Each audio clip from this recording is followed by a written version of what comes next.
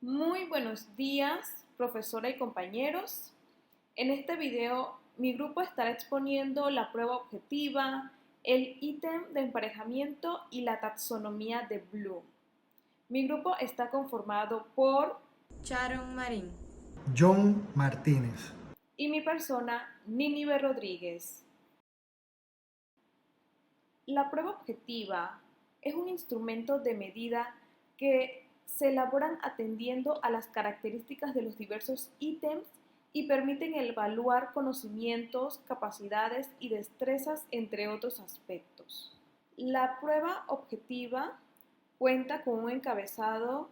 La información viene de lo macro a lo micro. En lo macro, Universidad Tecnológica de Panamá, el Centro Regional de Panamá Oeste, Facultad de Ciencias y Tecnología. Lo micro, que es la maestría en docencia superior con especialización en tecnología y didáctica educativa, y la materia, evaluación de los aprendizajes en el nivel superior. Luego continuamos con la información del estudiante, que viene siendo su nombre, su cédula, colocar la fecha en la que estará haciendo la prueba y la información del grupo en la que pertenece el estudiante. Se coloca la información del valor de la prueba, que son 100 puntos, y está el espacio de los puntos obtenidos del estudiante en la prueba. Seguimos con el nombre del profesor, que en este caso colocamos los nombres de los miembros del grupo, y vienen entonces las instrucciones generales de cómo queremos que se trabaje de forma general la prueba. Ejemplo, lee cuidadosamente y sigue las instrucciones del docente antes de responder. Conteste de forma clara, trabaja en forma nítida y ordenada.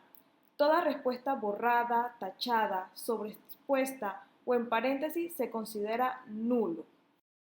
En esta prueba objetiva, la primera parte, utilizamos el ítem de verdadero y falso controlado con un valor de 20 puntos, en donde las indicaciones son coloque con una V al concepto cierto y una F al concepto falso.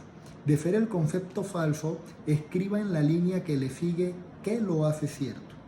Como vemos aquí en el documento, hay 5 preguntas de verdadero y falso controlado, en donde estamos evaluando cada pregunta con 4 puntos, en donde 2 puntos vendría siendo la respuesta si es verdadero y falso, y los otros 2 puntos vendría siendo que al ser el concepto falso, se subraya el concepto y usted da qué es lo que lo hace cierto. Y eso vendrían siendo 2 puntos adicionales. Que si en este caso tal vendría siendo verdadero, usted tiene los 4 puntos. Segunda parte. Selecciona la mejor respuesta. Valor 20 puntos. Entre las indicaciones tenemos que se deben cerrar un círculo alrededor de la letra que represente la opción de respuesta correcta. En esta parte creamos 10 interrogantes, en donde cada interrogante va a tener 3 opciones de respuesta correcta, en donde de estas 3 opciones el estudiante deberá escoger la que ellos consideren la respuesta correcta, que es una opción. Esta opción tendrá un valor de 2 puntos. Podemos mencionar la interrogante número 3, que dice que los estándares deben ser difundidos entre, aparecen las 3 opciones: A, profesores; B, académicos; y C, estudiantes. En la tercera parte de la prueba objetiva colocamos el ítems llene los espacios en blanco. El valor de esta sección son 20 puntos. Las indicaciones llene los espacios en blanco con las palabras correspondientes a cada pregunta que a continuación se exponen. Como podemos observar en el ejemplo, hay 5 preguntas. Algunas tienen más líneas que otras, pero al final son 10 líneas que se tienen que completar, cada una con un valor de 2 puntos que hacen una sumatoria de 20 puntos. Cuarta parte, utilizamos el ítem de emparejamiento, valor de 15 puntos. Las indicaciones: seleccione el número que corresponde a la respuesta correcta y colóquela al lado del equivalente a la palabra en la línea de su definición.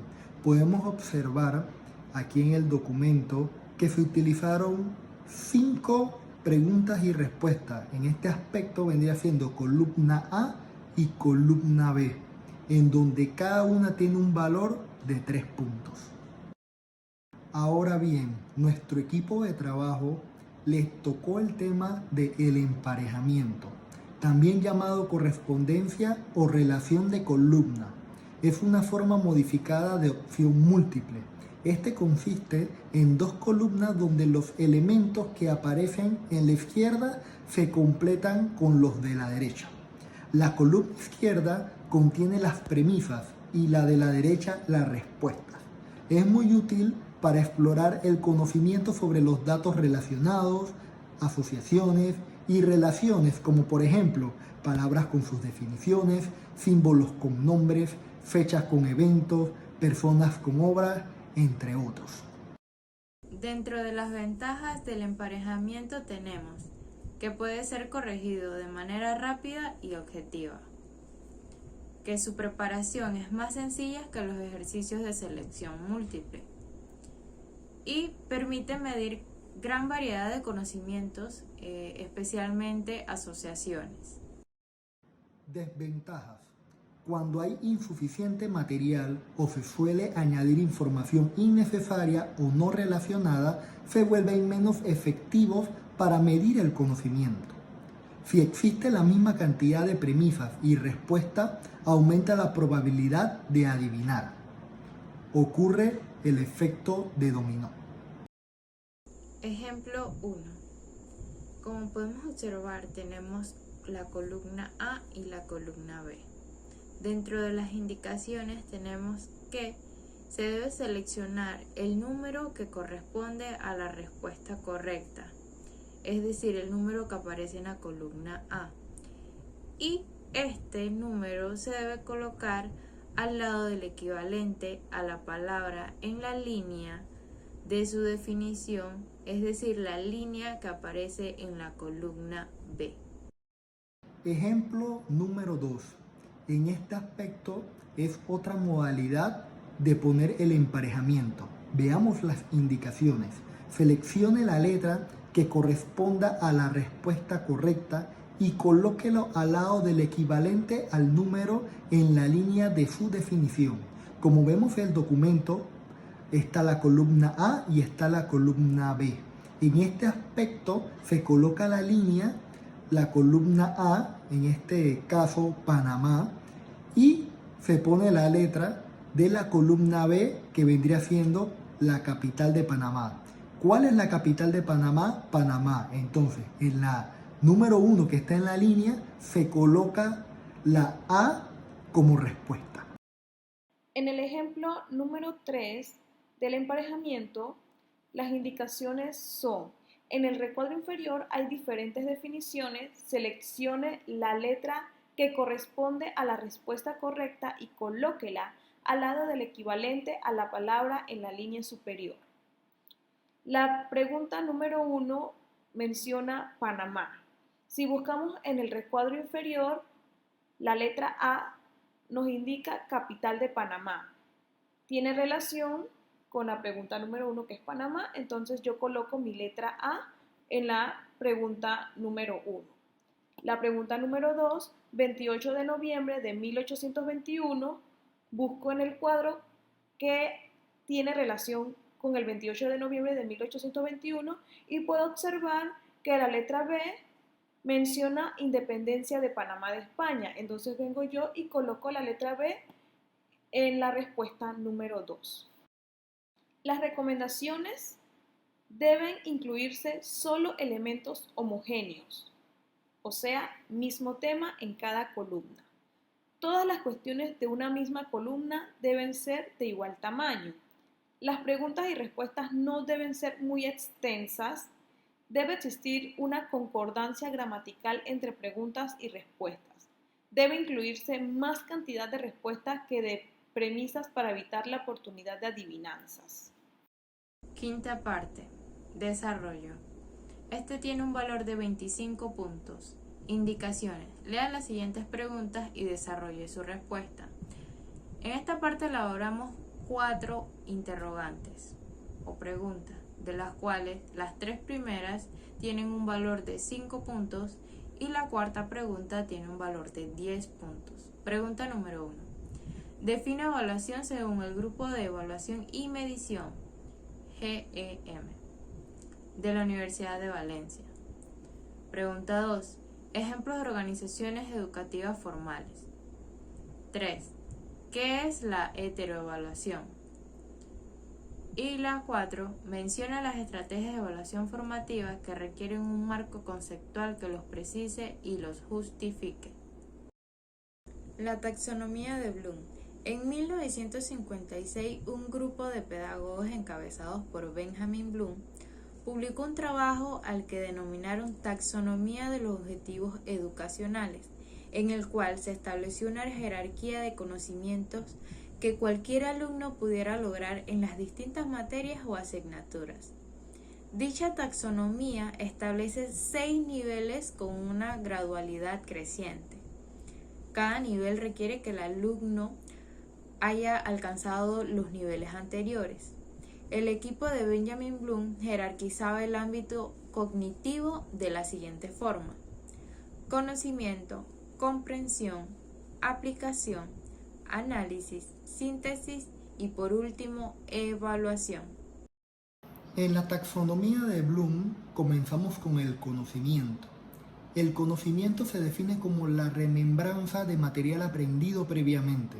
Esto puede comprender recordar una amplia gama de elementos, desde datos específicos hasta teorías complejas, pero todo lo que se necesita es volver a traer a la mente la información apropiada. El conocimiento representa el nivel más bajo de los desempeños del nivel cognitivo. Ejemplos de algunos objetivos de aprendizaje de este nivel son el conocimiento de términos comunes, conocimiento de hechos específicos, conocimiento de métodos y procedimientos, conocimientos de conceptos básicos y conocimiento de principios. Por lo menos aquí en esta prueba objetiva, en el conocimiento se utilizaron 3 ítems. En este caso pusimos el verdadero y falso controlado, el emparejamiento y llene los espacios en blanco. De la taxonomía de Bloom yo les explicaré la comprensión.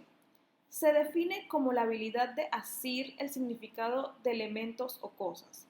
Esto se puede demostrar pasando o traduciendo material de una forma a otra, palabras a números, interpretando el material, explicar o resumir y estimando tendencias futuras como prediciendo consecuencias o efectos.